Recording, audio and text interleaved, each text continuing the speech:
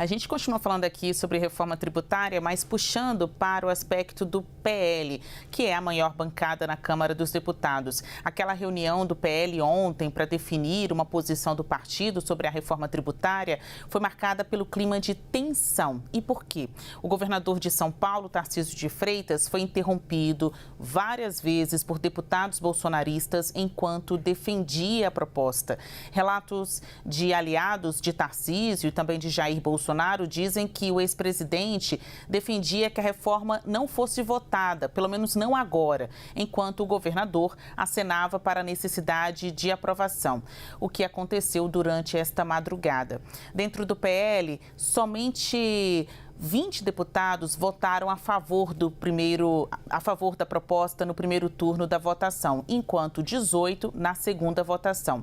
Para discutir se o apoio de Tarcísio de Freitas à reforma provoca um racha na oposição, a gente vai conversar agora com os deputados federais Ricardo Salles, do PL, e Kiko Seleguin, do PT. Tudo bem, aos senhores? Muito bom dia.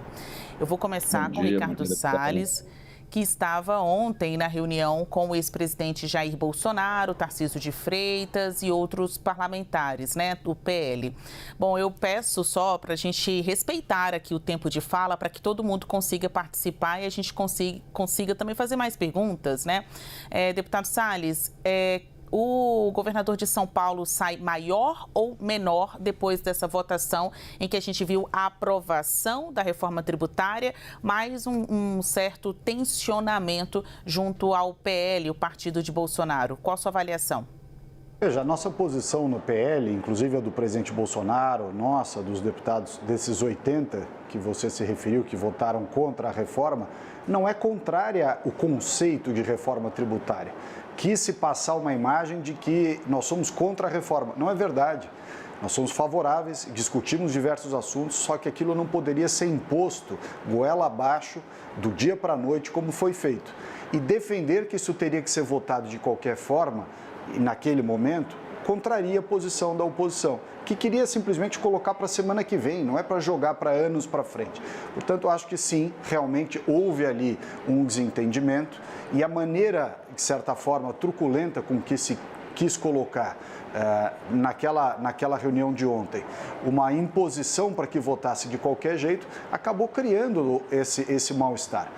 Claro que o tempo acaba resolvendo essas questões, isso vai perdendo relevância, mas, novamente, nós defendemos a reforma, mas gostaríamos que ela tivesse sido melhor debatida. Uma semana a mais seria o suficiente para entender o texto que foi apresentado com menos de 24 horas de antecedência, um tema de tamanha relevância para o país e um tema perene, que vai perdurar.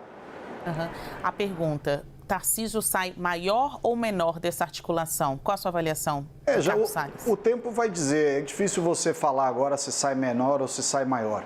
Na verdade, dentro dos eleitores da direita, dentro do espectro da direita, ficou realmente uma sensação ruim, de que ele preferiu conversar com o Haddad, preferiu conversar com os partidos do Centrão e com o próprio PT, do que dar suporte a uma visão muito equilibrada, nada radical, bastante razoável dos deputados da direita. Mas, enfim, o tempo vai dizer isso. Certo.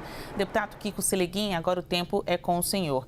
O governador de São Paulo sai maior ou menor depois dessa aprovação da reforma tributária, em que ele acabou entrando ali numa discussão tensa com pessoas do seu próprio espectro político, do seu próprio campo político, no caso, parlamentares do PL, parlamentares que apoiam o ex-presidente da República, Jair Bolsonaro. Qual a sua avaliação?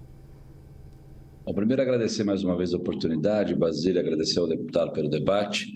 Eu não sei dizer se sai maior ou menor, eu sei que ele inaugura uma nova página de como é que a gente vai enxergar o bolsonarismo e o comportamento dos deputados do PL e de alguns deputados que estão em outros partidos, mas se dizem bolsonaristas no Congresso Nacional. O que a gente percebeu ontem na votação da reforma, percebeu também na aprovação do arcabouço fiscal no passado recente, em outras medidas que têm interesse nacional, é de que alguns deputados vão aos poucos se desprendendo da liderança do presidente Jair Bolsonaro, que é uma liderança vazia, né? O argumento do Bolsonaro para que o PL não votasse a reforma era de que o país se tornar um país comunista, sem absolutamente nenhuma argumentação para além disso, ou seja, uma retórica vazia. E quem está no Congresso Nacional e tem a responsabilidade de lidar com a agenda positiva do país, está percebendo aos poucos que tem hora para fazer disputa eleitoral e política, mas naquilo que é interesse nacional, e o presidente Lula e o ministro Fernando Haddad têm conduzido isso muito bem, são temas importantes para o país como um todo, porque a reforma tributária vai fazer com que a vida do empresário brasileiro seja mais simples, a informação sobre o imposto seja mais clara para a sociedade de um modo geral. A gente vai consertar aquela coisa do imposto ser pago na origem, não no destino, ou seja, onde a riqueza é gerada. Então, todos os sinais de que daqui para diante a gente vai ter uma posição cada vez mais radicalizada, mas sem agenda de país, seguindo uma liderança que não constrói, que está inelegível, não tem perspectiva eleitoral, e vai se ter uma oposição ali, obviamente, que vai se dar em alguns pontos, mas muito mais razoável, mais aberta ao diálogo, à construção de uma agenda positiva para o país. Então, nesse aspecto, Basílio, se o governador Tarcísio continuar se colocando como uma liderança capaz de produzir gestos que levam em conta o interesse nacional, ele vai sair maior, sim.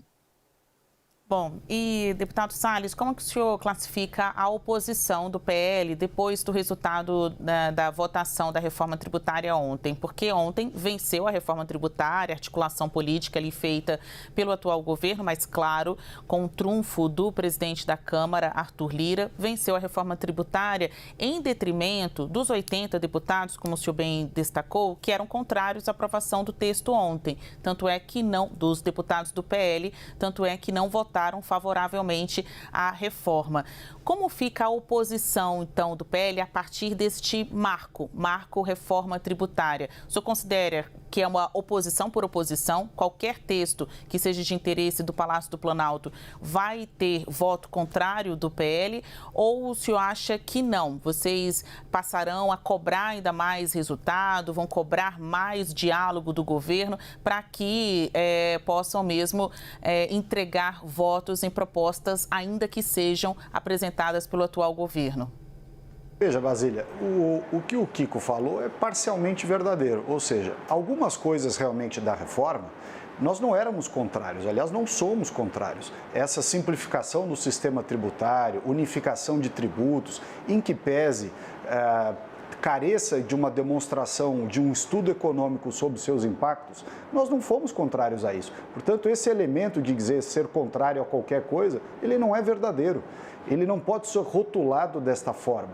O que a oposição era contrária, continua tendo uma série de ponderações, são aspectos pontuais da reforma, mas muito relevantes. Eu cito aqui, por exemplo, o tal imposto seletivo, né, que permite que a lei complementar, através de lei complementar, vá colocando imposto em diversos produtos, em diversos itens, sob o argumento de que ele é contrário ao meio ambiente, do que aquilo é contrário ao interesse e à saúde, e com isso você vai discriminando produtos. Vou dar um exemplo bem tangível, o vinho. Você vai dizer que o vinho agora é um produto ruim para o meio ambiente e ruim para a saúde pública, portanto vai tributar mais, ou vai tributar uma série de outros produtos, sempre sob este argumento muito fluido, perigosamente fluido, do que é ou do que não é o tal risco para o país, o risco para o meio ambiente, o risco para a saúde. Esse é o chamado imposto seletivo. Outro ponto, para mostrar que não era uma oposição pela oposição, a alíquota progressiva de imposto de transmissão causa mortes. Significa que você vai ter cada vez mais um aumento para qualquer família que deixar uma herança para o seu filho, herança para os seus netos, vai pagar cada vez mais imposto. Você tem tributação agora, de diversas formas, que levam em conta não só o IPVA que já existe, mas barcos, aeronaves. Só que você tem aeronaves de uso agrícola, tem barcos que são de pesca. Isso não está explicitado da maneira que tinha que estar. Tem uma série de problemas. Não houve a desoneração, por exemplo, da folha de pagamentos. Algo fundamental para gerar emprego no país, você desonerar o custo de contratação de mão de obra. Não se fez isso, ao contrário, foi uma reforma desenhada pela indústria, com um viés de intervenção do Estado na economia, que é a visão do Bernard Arnault, Você vai dizer, vai simplificar? Sim, mas tem vários problemas. Portanto, a oposição daqui para frente continuará sendo como é agora. Terá críticas, tentará construir alternativas melhores e se colocará contra, sempre contra, o rolo compressor, que, como foi colocado aqui pela própria CNN minutos atrás, despejou 7 bilhões de reais no Congresso para comprar apoio. E com isso aprovou uma reforma tão importante e tão complexa em 24 horas. Isso não é bom para o país. Se tivesse discutido durante uma semana, sairia um texto melhor do que esse, eu tenho certeza. Deputado Silleguin, a mesma pergunta. Como o senhor descreve a oposição que o PL fará a partir de agora contra o governo de Lula? A gente tem um marco, que é a reforma tributária, que apesar da forte pressão de um ex-presidente da República, Jair Bolsonaro, sobre a sua bancada, que é a maior da Câmara dos Deputados, mesmo não sendo uma unanimidade, ou pelo menos não sendo do apoio da maior parte desta bancada, mesmo assim o texto passou. A reforma tributária foi aprovada pela Câmara dos Deputados. Como o senhor descreve, então, a partir dessa reviravolta, o que vai acontecer com a oposição do PL? E fazendo um adendo, já que o senhor é um deputado governista, o senhor acha que este é um resultado também de conversas que o Planalto tem tido com o PL? Está tendo essa interação entre governo e PL? Bom, Basília, eu acho que o Congresso Nacional tem ali uma representação de um pedacinho da sociedade, né? Cada deputado tem ali uma representação ou regional ou setorial. Como disse o deputado, agora no segundo semestre vai ter muito debate sobre a reforma tributária, porque a gente aprovou o texto constitucional, mas vão ter várias outras leis que vão se desdobrar. Né? Essa questão que o deputado colocou não está definido ainda, vão ser discutidas em leis complementares, com mais tempo, com debate mais acalorado. A questão é que vão ser necessários menos votos para aprovar. Portanto, você encurta a maioria, vamos dizer assim, para aprovar questões mais práticas do dia a dia. Mas o que tem a diferença fundamental é a visão de mundo de cada um. Por exemplo, o deputado colocou a preocupação com o aumento da tributação do vinho, né? Com a questão de criar um IPVA, que é o Imposto de Veículos, né? Para aeronaves, mesmo que de cunho agrícola, que é usado para produção. Mas ele esquece, por exemplo, que tem milhões de motoboys hoje que pagam IPVA sobre moto e também usam a moto para fazer a sua atividade profissional. Qual é a diferença de uma moto de entregador de um avião agrícola? Ou seja, também estão usando para fazer renda. Então, essas disparidades de concepção de mundo vão ser observadas. E aí, Basílio, eu penso que a bancada tem pessoas que estão ali com o único compromisso de tumultuar o debate. É natural, é da vida da política e da democracia, inclusive. Agora, aos poucos, os deputados que estão preocupados com o crescimento da economia, em dar resposta às suas respectivas bases eleitorais, no sentido de produzir ações que possam melhorar a vida delas, vão se alinhar em agendas que são produtivas ao país. Essa questão das emendas parlamentares e do tempo de discussão, essa reforma está sendo discutida no Congresso Nacional há 10 anos. Não é surpresa para ninguém. Nessa reta final, todos os líderes, bancadas, teve um debate intenso, teve um colegiado onde todos os partidos tinham representação. Esses detalhes todos foram discutidos à exaustão.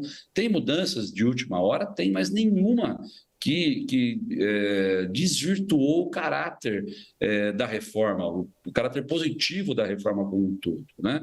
E, por fim, essa questão das emendas parlamentares, foram pagas emendas de todos os deputados, inclusive de legislaturas anteriores. É uma obrigação constitucional pagar emenda parlamentar, ou seja, é um rito normal. É claro que quando tem uma votação, é um momento que o deputado pressiona o governo para dar agilidade. Mas se elas não fossem pagas ontem, seriam pagas daqui a uma semana, daqui a 30 dias, pelo menos até o final do ano, porque, como eu disse, é um rito e uma obrigação constitucional do governo. Então, eu estou muito otimista em que a gente vai incorporando na base do governo, em temas importantes para o país, mais e mais deputados aí para poder fazer com que a nossa agenda econômica e social caminhe. Bom, conversamos hoje com os deputados federais, Ricardo Salles, do PL, Kiko Silleguin, do PT. A gente ainda tem muita coisa para perguntar, muita coisa para discutir, né? Até sobre essa relação, o que acontece no DF, a relação do governador de São Paulo, Tarcísio Freitas, com o PL, que é o partido de Jair Bolsonaro. Como está a aliança entre os dois, né, para as próximas eleições? Ficam aí algumas dúvidas no ar. A gente volta a tratar deste assunto, tá bom? Obrigada pela participação de vocês aqui. Obrigado, Salles.